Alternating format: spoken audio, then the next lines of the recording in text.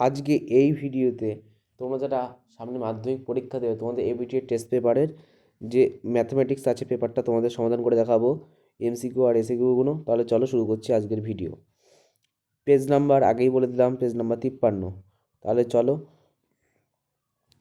প্রতি বছর এক দেখাচ্ছে একের আয় প্রতি বছর নির্দিষ্ট শতকরা হারে পরিবর্তিত হয়ে বর্তমানে একটি অঞ্চলের পরিযায়ী শ্রমিকে, এটা তোমাদের সঠিক উত্তর হবে প্রতি বছর, সি দাগ।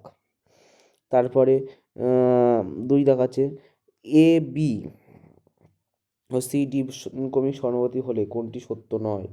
এখানে হবে এখানে হবে সি দাগ।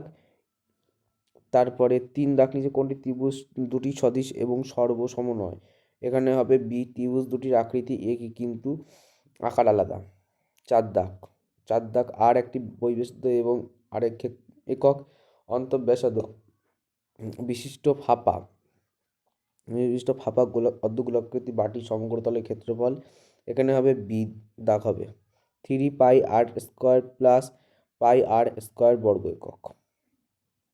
তারপর তোমাদের 5 দাগের উত্তর হবে 360 ডিগ্রি কমে যাবে। আর 6 দাগের উত্তর হবে ডি দাগ 15x1 plus 20x2 by 15 plus 20। তারপর 54 দাগ, এখানেও সঠিক উত্তর হবে কত পার্সেন্ট সাবার মূলধনের 2/5 গুণ। তারপর 2 দাগ হবে এক্স ওয়াই দুটি চল এবং তার সম্পর্কপূর্ণ মান বলতে এগুলো আছে, তাদের এক্স ও ওয়াই ব্যস্ত ভেদে আছে। 3 দাগ, কোনো চতুর্ভুজের চারটি কোণ সমদ্বিখণ্ডিত পরস্পর মিলিত হয়ে যে চতুর্ভুজ গঠন করে সেটা হচ্ছে বৃহৎ চতুর্ভুজ। একটি আয়তক্ষেত্রাকার টুকরোর দৈর্ঘ্যকে অক্ষর চারিপাশে টুকরোতে পূর্ব আপত্তনের ফলে ঘনবস্তু তৈরি হয়, তা হলো লম্বা বৃত্তাকার চোঙ। একটি সমকোণী ত্রিভুজের মধ্যে কোনটি সূক্ষ্ম সমকোণ দ্বারা প্রকাশিত ত্রিকোণমিতি অনুপাতটি একটি লঘু অনুপাত। আর 6 দাগ, পাড়া ক্রিকেটে খেলার জন্য 5 জন 7 স্কোর করেছে, 4 জন করেছে 15, 2 জন করেছে 10 এবং 11 জন করেছে 11 স্কোর করেছে 2 জন। খেলোয়াড়ের সংখ্যাগুলো মান হবে 7। সত্য মিথ্যা, প্রথম এক দাগ হবে সত্য, দ্বিতীয়টা হবে মিথ্যা, তৃতীয়টা কয়েকটি ভিন্ন অতিবৃত্ত কোণের মান বৃত্তগুলি সর্বসম হবে, এটা ভুল। 4 দাগ ঠিক, 4 দাগ ভুল। আবার 5 দাগ ঠিক। আর রাশিবিজ্ঞানে তো এটা ঠিকই আছে, ওরা ঠিক। আর আমি এগুলো তোমাদের 2 মার্কের যেগুলো আছে সেগুলো আমি উত্তরগুলো বলে দিচ্ছি, তোমরা পারলে তোমরা প্রশ্ন সমাধান করে উত্তর মিলিয়ে নিও। বার্ষিক 10% সুদের হারে 10,000 টাকা ধার নেওয়ার পর 1/2 বছর সুদে আসলে কত টাকা শোধ করতে হবে? এখানে হবে 12,705 টাকা। রাম ও রহিম যথাক্রমে 5,000 টাকা ও 2,000 টাকা মূলধনের ব্যবসা শুরু করে। 6 মাস পরে রাম 3,000 টাকা তুলে নিল এবং রহিম 3,000 টাকা লগ্নি করলো। বছর শেষে রামের লভ্যাংশ 800 টাকা হলে মোট লাভ কত হবে? 1,600 টাকা। আর 3 দাগ হবে ABCD, এর উত্তর হবে, এটা তোমরা হলো নিজেরা বাড়ি করে কত উত্তর হলো আমার একটু কমেন্টে জানিও তো। 4 দাগ, যদি এ এটা তোমাদের 4 দাগ, এটার উত্তর এটা তোমরা পারলে বাড়ি করো, কারণ এর উত্তর করতে গেলে খাতায় না করলে উত্তর বলা যাবে না। তোমরা কত করলে এই দুটোর, এই 3 দাগ এবং 4 দাগ তোমাদের টাস্ক থাকলেও তোমরা অবশ্যই কিন্তু এর উত্তর দুটো করে আমাকে কমেন্টে জানিও। আর তো আমাদের যে রয়েছে এই 5